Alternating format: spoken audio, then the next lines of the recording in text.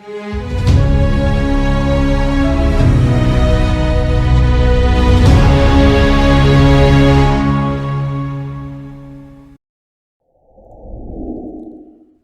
Hello నమస్తే and welcome back to Telugu tech cave. ఈ వీడియోలో మనం ఇచ్చిన క్యారెక్టర్ ఇన్పుట్ అనేది ఆల్ఫాబెట్టా కాదా అని చెక్ చేయడానికి ప్రోగ్రామ్ రాద్దాం. సో ఫస్ట్ దానికోసం ముందుగా నేను క్యారెక్టర్ అనే డేటా టైప్ తీసుకున్నాను. క్యార్ డేటా టైప్కి వేరియబుల్ కావాలి కదా, సో దానికోసం నేను సి అనే వేరియబుల్ తీసుకున్నాను. సో నెక్స్ట్ యూజర్ నుంచి ఇన్పుట్ రీడ్ చేయడానికి స్కాన్ఎఫ్ అనే ఫంక్షన్ యూజ్ చేస్తున్నాను. స్కాన్ఎఫ్ %c క్యారెక్టర్కి format specifier %c and comma address of C. User నుంచి ఇన్పుట్ రీడ్ చేయడానికి స్కాన్ఎఫ్ ఫంక్షన్ అనేది రాసాం. ఇప్పుడు ఇఫ్ కండిషన్ అనేది రాస్తున్నాం. If C greater than equal to A and C less than equal to Z. So మనం ఇచ్చిన ఇన్పుట్ అనేది ఏకి అలాగే జెడ్కి మధ్యలోనే ఉండాలి. సో దానికోసం అండ్ ఆపరేటర్ అనేది యూజ్ చేశా. ఇక్కడ ఈ రెండు కండిషన్స్ ట్రూ అయితేనే మనకి ఇఫ్ బ్లాక్ అనేది ఎగ్జిక్యూట్ అవుతుంది.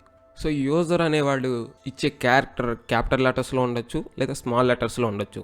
సో ఇక్కడ నేను స్మాల్ లెటర్స్ అనేవి ఇచ్చా. సో క్యాపిటల్ లెటర్స్ కోసం మళ్ళీ ఇక్కడ ఇంకో కండిషన్ రాయాల్సి ఉంటుంది. C greater than equal to capital A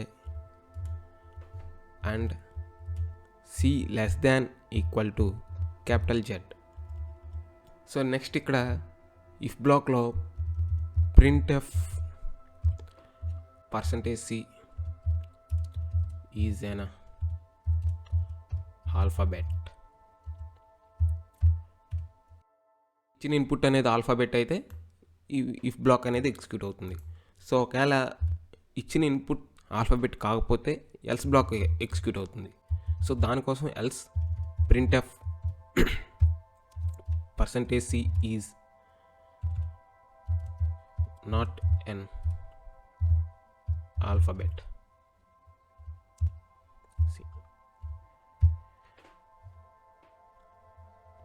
so ఇంతే ఈ ప్రోగ్రామ్. ఒకసారి దీన్ని రన్ చేసి చూద్దాం. సో ఇక్కడ అవుట్పుట్లో మన క్యారెక్టర్ అనేది ఇన్పుట్కి ఇవ్వాలి. For example K is an alphabet. So మళ్ళీ రన్ చేద్దాం.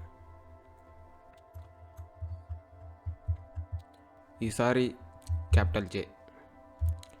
So capital J is an alphabet. Once again run చేద్దాం. సో ఈసారి నేను నెంబర్ ఇన్పుట్కి ఇస్తా. సో 6 ఇచ్చా. So 6 is not an alphabet.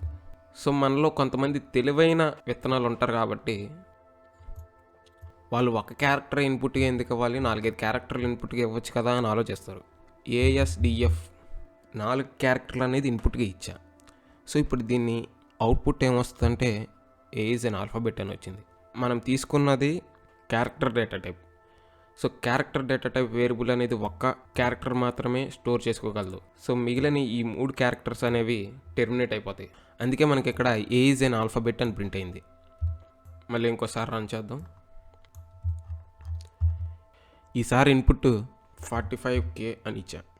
So అవుట్పుట్లో 4 ఈజ్ నాట్ అన్ ఆల్ఫాబెట్ అని ప్రింట్ అయింది. సో 5 అండ్ K అనేవి టెర్మినేట్ అయిపోయి 4 ఒకటే సి వేరియబుల్లో స్టోర్ అయింది. సో ఇంతే ఈ వీడియో నచ్చితే లైక్ చేయండి, షేర్ చేయండి. మరెన్నో ఇలాంటి వీడియోస్ కోసం ఛానల్ సబ్స్క్రైబ్ చేసుకోండి. Thanks for watching. నాకు పూరీలు కావాలి. నైట్ టైం పూరీలు తింటే పూరీలా ఉబ్బిపోతారండి. No problem. నాకు పూరీలు కావాలి. నాకు పూరీలు కావాలి. పూరీలు కావాలి.